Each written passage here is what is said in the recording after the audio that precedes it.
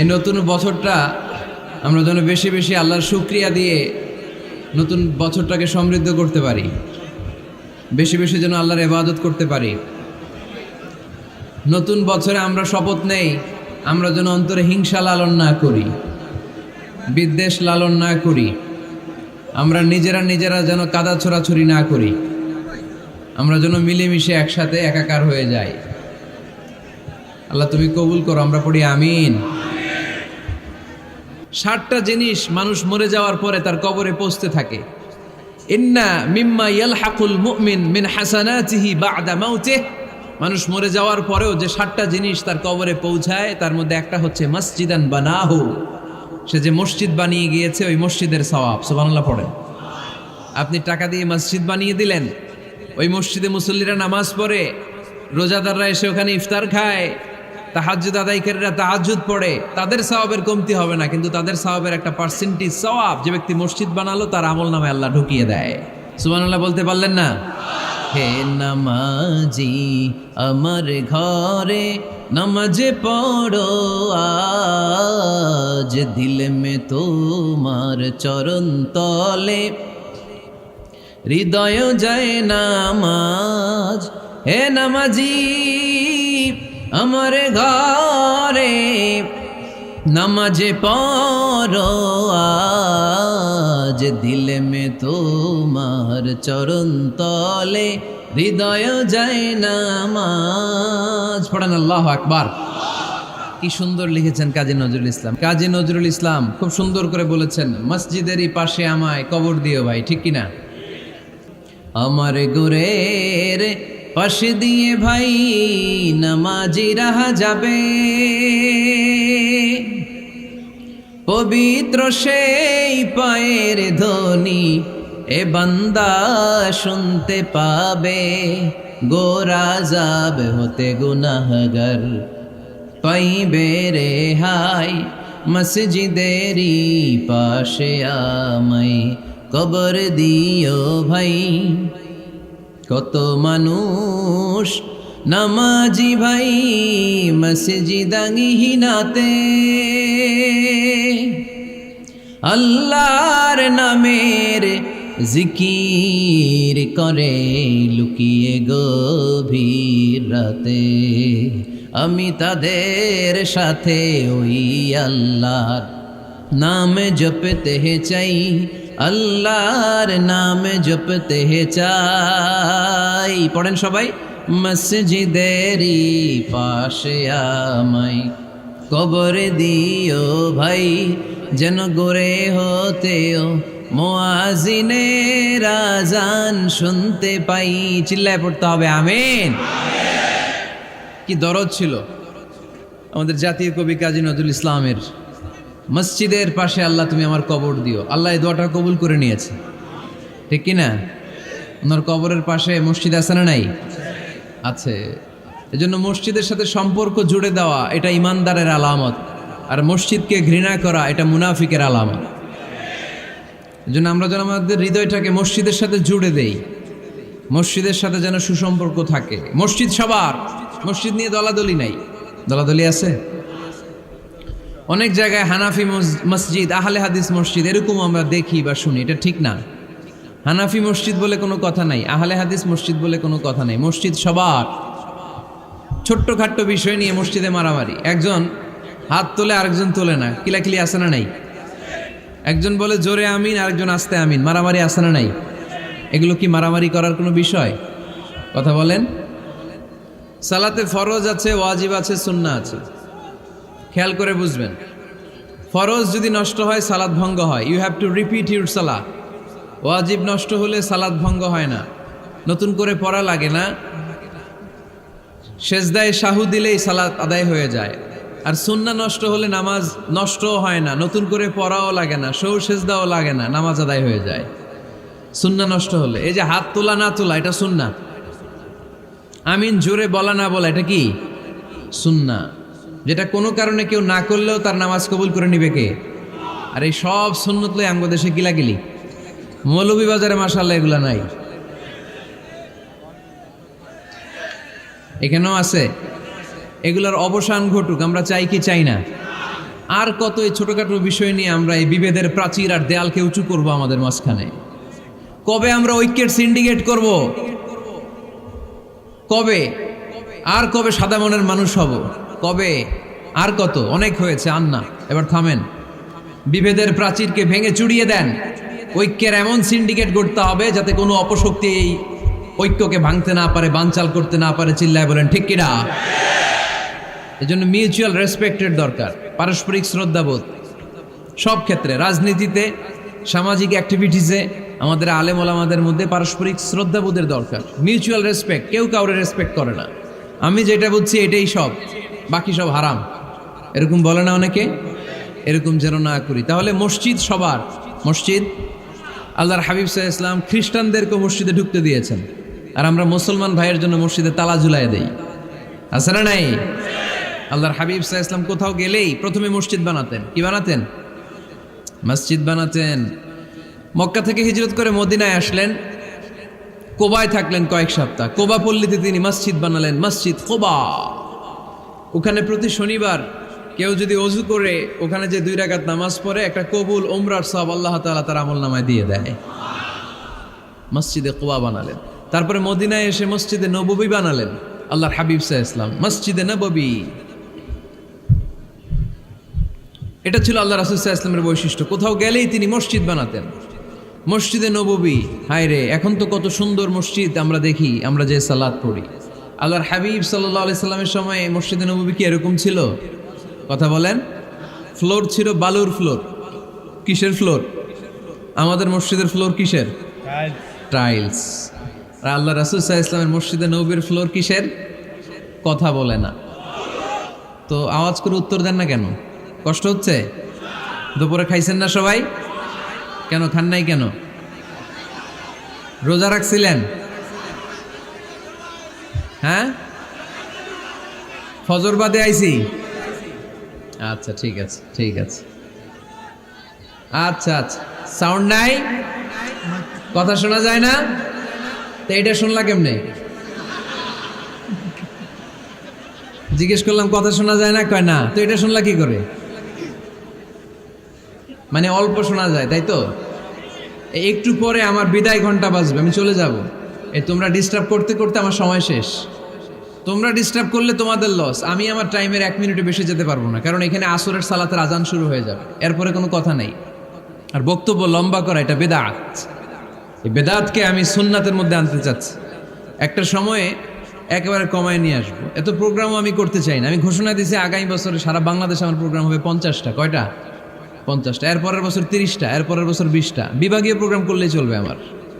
এক এক বিভাগে যে 2 দিন 3 দিন খালাস। এত দরকার নেই, এত লম্বা চূড়ার বক্তব্যের দরকার নেই। আধা ঘন্টা চুপ করে শুনেন, কয়েকটা মেসেজ ড্রপ করি, take it with you to your home, then practice and apply in the society. নিয়ে যান, আমল করেন, সমাজে কাজে লাগান। সমাজটা আলোকিত করে দিবে কে?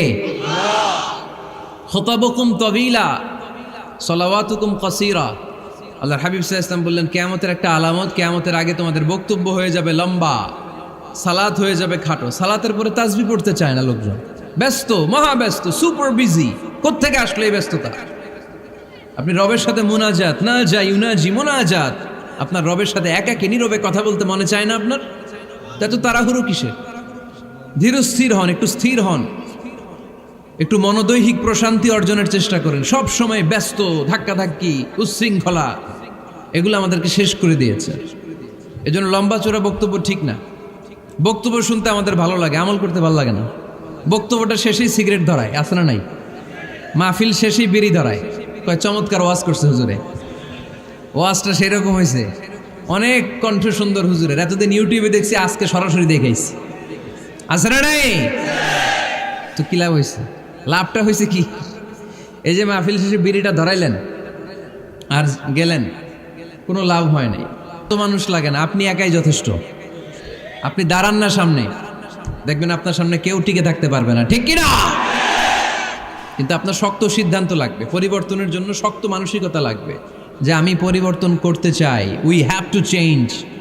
যুগ জামানা পাল্টে দিতে চাই না অনেকজন। এক মানুষই আনতে পারে জাতির জাগরণ। এক মানুষই বিপদকালে বাঁচায় কাফেলায়, ক্ষুদ্র ডিঙ্গি বাঁচায় জাহাজ অসীম দরিয়ায়। এজন্য আপনার শক্ত সিদ্ধান্ত পারে আপনার মৌলভীবাজারটাকে দেশের শ্রেষ্ঠ জেলা, শ্রেষ্ঠ থানা হিসেবে আল্লাহর কাছে কবুল করতে, ঠিক কি না? এজন্য লম্বা চূড়া আলোচনা ঠিক না। ছোটখাটো অল্প কয়েকটা মেসেজ নিয়ে যেতে পারলেই that's enough. One of the minor sign before the day of judgment, your Islamic lectures will be very longer.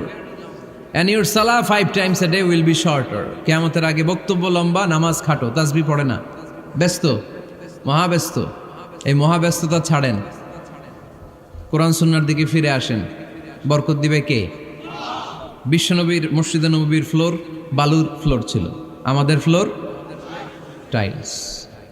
আল্লাহর হাবিব সাল্লাল্লাহু আলাইহি ইসলামের মসজিদে বালি নিচে, এই বালিতেই নামাজ পড়তেন। বৃষ্টি হলে কাদামাটি হয়ে যেত, কাদামাটিতেই সেজদা করতেন। সেজদা করলে কাদার মাটি আল্লাহর হাবিব সাল্লাল্লাহু আলাইহি ইসলামের নাকে আর কপালে লেগে যেত। তিনি সালাম ফিরিয়ে সাহাবাদের দিকে মুখ ফিরিয়ে বসলে দেখতেন প্রতিটা সাহাবীর নাকে আর কপালে কাদার মাটি মিশে আছে। তার মানে প্রিয় নবী সাল্লাল্লাহু আলাইহি ইসলামের মসজিদে নববী ছিল কাঁচা, কিন্তু মুসল্লি ছিল পাকা। আমাদের মসজিদগুলা হয়েছে পাকা, কিন্তু মুসল্লি কাঁচা, ঠিক কি না? ফজরের সালাতে মানুষ নাই। ইমাম সাহেব আছেন কে কে এলাকায়? দেখি ইমাম, মসজিদের ইমাম, মাশাআল্লাহ। আপনাদের এইখানে ওই মসজিদে ফজরের নামাজে কয় কাতার হয়? 5 জন 6 জন? কেনে এত কম? খেনে হ্যাঁ আসে না, আসতে চায় না লোকজন। তো এই যে 5-6 জন ফজরের সালাতে, কল্পনা করতে পারেন ফজরের সালাতে এত কম লোক? ফজরের জামাতে লোক যায় না, এটা একটা মহামারী। যেদিন ফজরের জামাতের দৃশ্য আর জুমার নামাজের দৃশ্য একরকম হয়ে যাবে, ওই দিনই বাংলাদেশে ইসলাম কায়েম হয়ে যাবে। এখন স্লোগান তুলে বিপ্লব বিপ্লব, ইসলামে বিপ্লব। আর ফজরের সময় আমি কম্বলের ভিতরে, আছে না নাই? কোনো বিপ্লব হবে না। ফজরের নামাজ জামাতে পড়ুন, সকালটারে বরকতময় করে দিবে কে? আল্লাহর হাবিব সাল্লাল্লাহু আলাইহি ওয়াসাল্লামের মসজিদ ছিল সবার জন্য উন্মুক্ত, এখানে সবাই আসতে পারতো। এজন্য মসজিদ হবে সবার। আমরা মসজিদের আবাদকারী হতে চাই। এজন্য রাব্বুল আলামিন বলেন, ইন্নামা ইয়া'মুরু মাসাজিদাল্লাহি মান আমানা বিল্লাহি ওয়াল ইয়াউমিল আখির ওয়া আকামাস সালাতা ওয়া আতাজ যাকাতা ওয়া লাম ইয়াখশা ইল্লাল্লাহ فعسى أولئك أن يكونوا من المهتدين سبحان الله পড়েন। রব্বুল আলামিন বললেন মসজিদের আবাদকারী হবে তারা যারা আল্লাহর প্রতি ঈমান আনে, আখিরাতের প্রতি ঈমান আনে, যারা সালাত কায়েম করে, যারা যাকাত আদায় করে, যারা দুনিয়ার কাউকে ভয় পায় না, ভয় পায় একজনকে। চিল্লায় বলেন তিনি কে? যাদের হৃদয়ে আছে আল্লাহর ভয়, তারা কবু পথ ভুলে যায় না। আল্লাহর প্রেম ছাড়া এই দুনিয়া কারো কাছে কোনো কিছু চায় না, ঠিক কিনা? তাহলে যারা মসজিদের আবাদকারী এরা ভয় পায় একজনকে। চিল্লায় বলেন তিনি কে? মসজিদের আবাদকারীদের প্রথম গুণ, তারা আল্লাহ বিশ্বাস করে, তারা আখিরাতে বিশ্বাস করে, তারা সালাত কায়েম করে, তারা যাকাত আদায় করে, তারা আল্লাহ ছাড়া পৃথিবীর কাউরে ভয় পায় না। আল্লাহ বলেন ফাআসা উলাইকা আইয়াকুনু মিনাল মুহতাদিন, আশা করা যায় তারাই হলো হেদায়েতের রাস্তার উপরে আছে, ঠিক কি না? তারাই মসজিদের আবাদকারী, যারা মসজিদে যায়, সালাত আদায় করে। এখন মসজিদের আবাদকারী আপনি হতে চান, আপনি মসজিদে যান না, আপনি আবাদকারী হতে পারবেন? মসজিদের অনেক সভাপতি আছে, মসজিদে যায় না, আছে না নাই? মৌলভীবাজারে এই সমস্যা বোধহয় নাই। মসজিদের সেক্রেটারি মসজিদে যায় না, আছে না নাই? তাহলে হইলো, এটা হইলো, এটা মেনে নেওয়া যায়? এজন্য সভাপতি সাহেবরা, আপনি কষ্ট করে মসজিদ বানিয়েছেন, মসজিদে যাবেন। সভাপতি সাহেব আপনি মসজিদে যাবেন, সেক্রেটারি সাহেব আপনি মসজিদে যাবেন, তাহলে আপনি সঠিক মসজিদের আবাদকারী হবেন, ঠিক কিনা? আমরা মসজিদের আবাদকারী হতে চাই ইনশাআল্লাহ। পড়েন উমরানুল মাসাজিদ। মসজিদের আবাদ কি করে করতে হয়? মসজিদ আবাদ করার 1 নাম্বার মাধ্যম হচ্ছে মসজিদ নির্মাণ করা। কি করা? নির্মাণ করা। খেয়াল করবেন, আল্লাহর হাবিব সাল্লাল্লাহু আলাইহি ওয়াসাল্লাম বলেছেন, মান বানা মসজিদান মিন মালিহি ফিদ দুনিয়া বানাল্লাহু লাহু বাইতান ফিল জান্নাহ। যে ব্যক্তি নিজের পকেটের টাকা খরচ করে দুনিয়াতে মসজিদ বানায়, আল্লাহ তাআলা তার জন্য জান্নাতে ঘর বানায়। 60টা জিনিস মানুষ মরে যাওয়ার পরে তার কবরে পৌঁছতে থাকে। ইন্না মিম্মা ইয়ালহাকুল মুমিন মিন হাসানাতিহি বা'দা মাউতিহি, মানুষ মরে যাওয়ার পরেও যে 60টা জিনিস তার কবরে পৌঁছায় তার মধ্যে একটা হচ্ছে মসজিদান বানাহু, সে যে মসজিদ বানিয়ে গিয়েছে ওই মসজিদের সওয়াব। সুবহানাল্লাহ পড়েন। আপনি টাকা দিয়ে মসজিদ বানিয়ে দিলেন, ওই মসজিদে মুসল্লিরা নামাজ পড়ে, রোজাদাররা এসে ওখানে ইফতার খায়, তাহাজ্জুদ আদায়কারীরা তাহাজ্জুদ পড়ে, তাদের সওয়াবের কমতি হবে না, কিন্তু তাদের সওয়াবের একটা পার্সেন্টেজ সওয়াব যে ব্যক্তি মসজিদ বানালো তার আমলনামায় আল্লাহ ঢুকিয়ে দেয়। এজন্য বেশি বেশি মসজিদ বানাতে রাজি আছেন তো? তাহলে মসজিদ আবাদ করার প্রথম মাধ্যম হচ্ছে মসজিদ বানানো। 2 নম্বর মাধ্যম হচ্ছে মসজিদে যেয়ে জামাতে সালাত আদায় করা। জামাতে সালাতুল জামাআ তাফদুলু সালাতাল ফাযযি বি27 দারাজা। ঘরে নামাজ পড়লে একা একা পড়লে যেই সওয়াব, জামাতে পড়লে 27 গুণ বেশি সওয়াব। সুবহানাল্লাহ বলতে পারলেন না?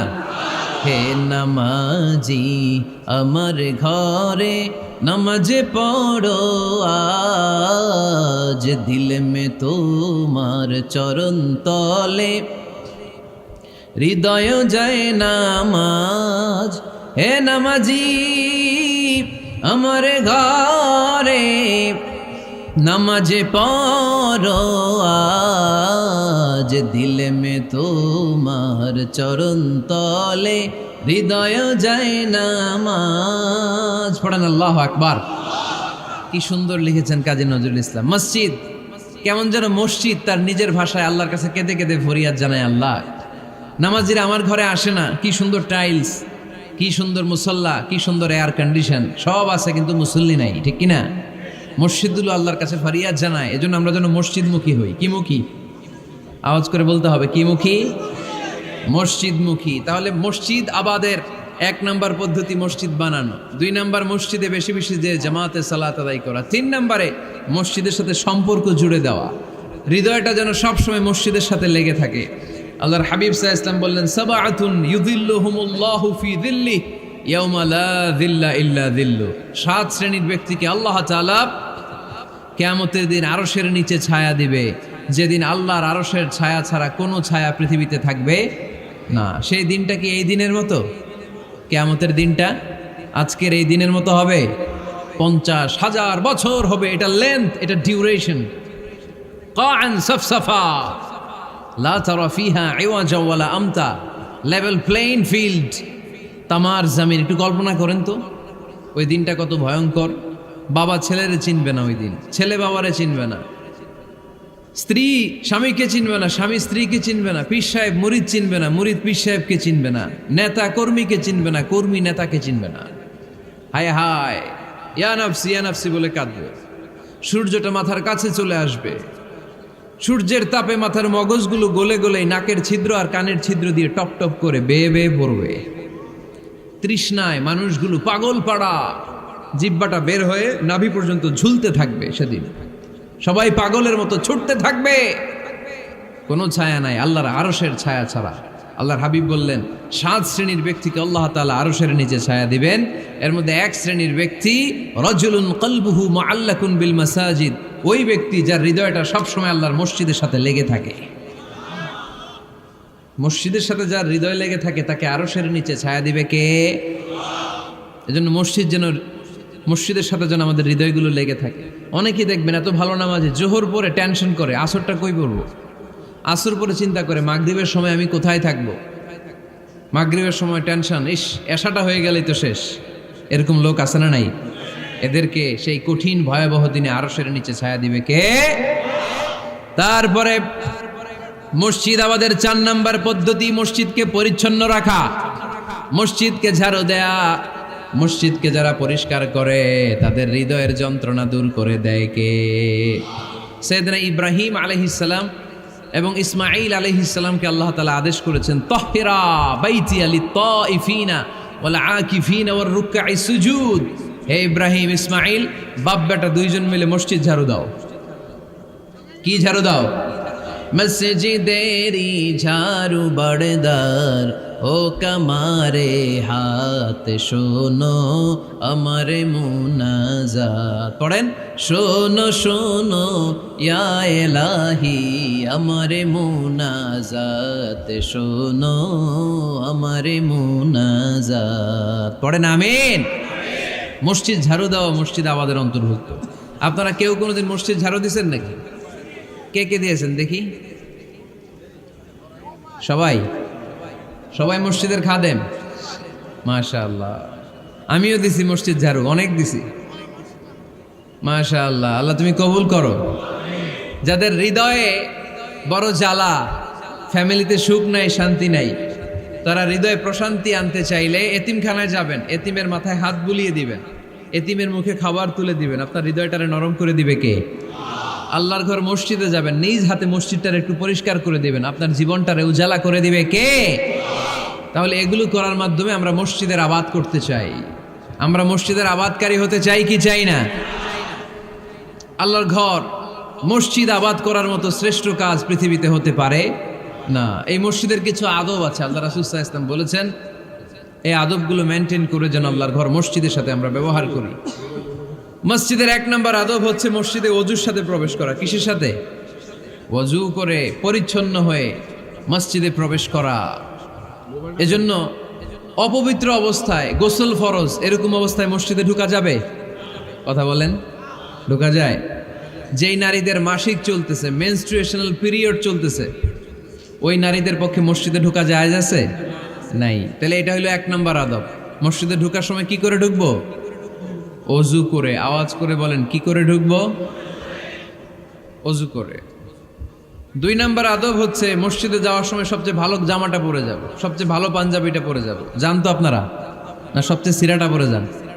হ্যাঁ, অনেকের নামাজের জন্য একটা পুরান জামা আছে, সিরা পাড়া, এদিকে হাত উঠাইলে দিকতে দেখা যায়, আছে না নাই? সবচেয়ে সিরা পাড়াটা রাখে নামাজের জন্য, কপাল পোড়া। আর সুন্নাতে খাতনার অনুষ্ঠানে গেলে মাশাআল্লাহ লেহেঙ্গা গায়ে দেওয়া যায়, আছে না নাই? না, আপনি ইবাদতের জন্য সবচেয়ে সুন্দর জামাটা রাখবেন। এজন্য রাব্বুল আলামিন বলেন, ইয়া বানি আদম খুযু যিনাতাকুম ইনদা কুল্লি মসজিদ। ও বনি আদম, তুমি যখন আল্লাহর ঘর মসজিদে ঢুকবা, ও বনি আদম, তুমি যখন নামাজের মুসল্লায় দাঁড়াবা, তোমার সবচাইতে দামি, সবচাইতে সুন্দর জামাটা গায়ে দিয়ে তুমি নামাজে দাঁড়াও। ঠিক কি না? তাহলে এখন মসজিদে যাওয়ার সময় কি গায়ে দিয়ে যাবেন বলেন? খিতা করবাইন? হ্যাঁ, মাশাআল্লাহ। হ্যাঁ, সবচেয়ে ভালো কাপড়টা আয়রন করে পারফিউম মেখে তারপরে আমরা যাব। রাজি আছেন তো? 3 নম্বর আদব হচ্ছে মসজিদে ঢোকার সময় বাম পা দিয়ে ঢুকতে হয়।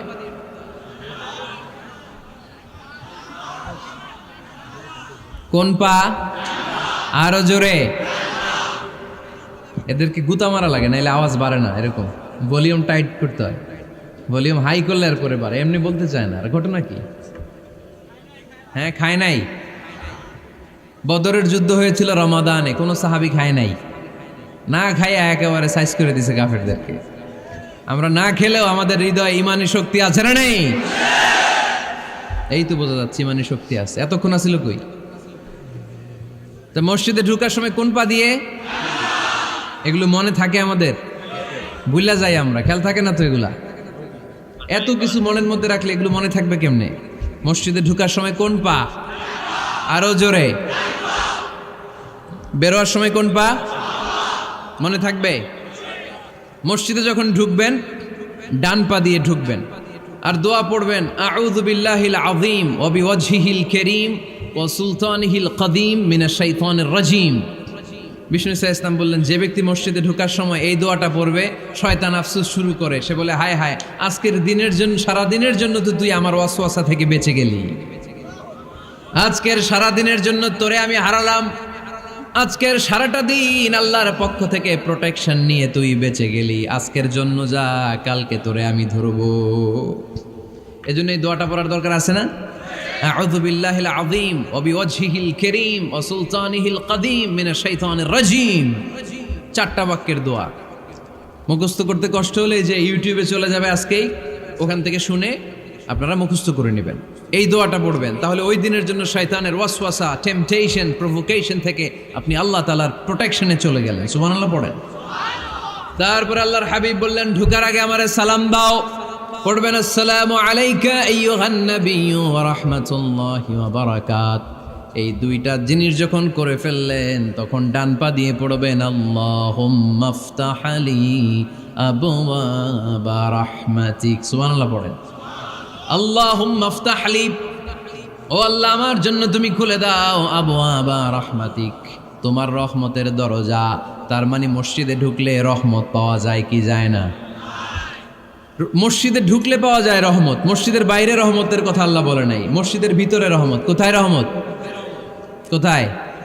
মসজিদের ভিতরে রহমত আছে না? তার প্রমাণ, মসজিদে ঢুকলেই শান্তি লাগে কেমন জানি, আর ঘুমে ধরে। মসজিদে ঘুমাইছেন কারা কারা দেখি? সবাই ঘুমাইছেন? আরে আমি কত ঘুমাইছি। জুমার নামাজের সময় যে কি ঘুম আসে, আসে আসে কমন পড়ছে, একেবারে কমন পড়ে গেছে। ঘুম আসে কারণ রহমতের ঝিরি ঝিরি বাড়ি ধারা আল্লাহ তাআলা আরশের উপর থেকে নাজিল করতে থাকে।